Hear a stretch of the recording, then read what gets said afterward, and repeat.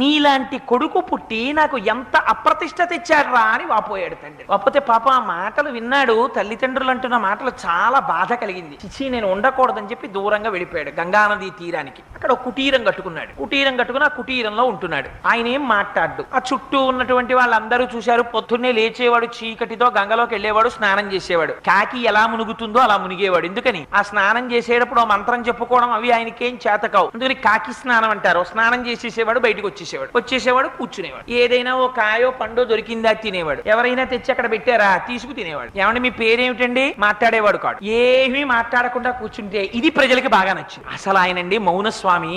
అసలు ఆయన ఏం మాట్లాడరు తెలుసా మీకు? ఒక రూపాయి అడగరు, ఎవరింటికి రారు, భిక్ష అడగరు.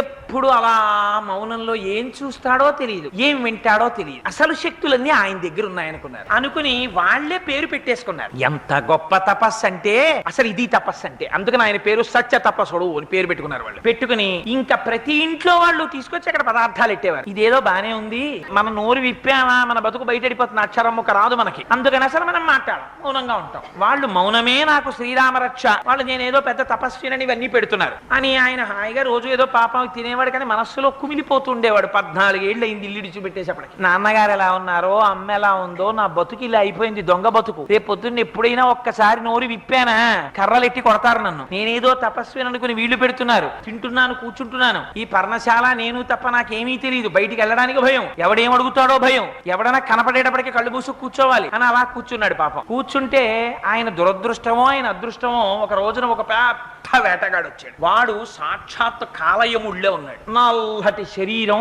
ఎర్రటి కళ్ళు.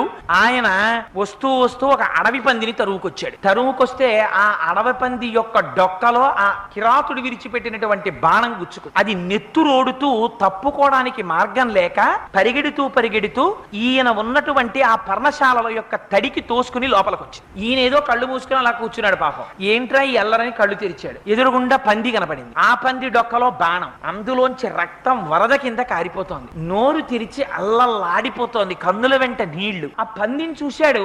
ఆయన మనస్సు ఒక్కసారి లయమైపోయింది. మనస్సులో అపారమైన కారుణ్యం కలిగింది ఆ పంది పట్ల. తనకి తెలియకుండానే ఐం అన్నాడు. అని ఇదేదో బానే ఉంది, ఈ అక్షరం ఏమిటోనో ఇన్నాళ్ళకి నోరు విప్పానని ఆ అక్షరమే 2-3 మాటలు అన్నాడు. అంత తీవ్రంగా మనస్సులయమైపోయినటువంటి స్థితిలో అమ్మవారి సారస్వత బీజాక్షరం అక్షరం, ఆ బీజాక్షరాన్ని నోటి వెంట పలికాడేమో అమ్మవారు ఒక్కసారి ప్రసన్నమైన దృక్కులతో చూసింది. చూసేటప్పటికి ఇంకే ఉంది, అమ్మ చూసిందా మహాపండితుడైపోయాడు. కిరాతుడు వచ్చాడు. వచ్చి మహానుభావ మీరు సద్బ్రాహ్మణులు తపస్సు చేస్తున్నారు,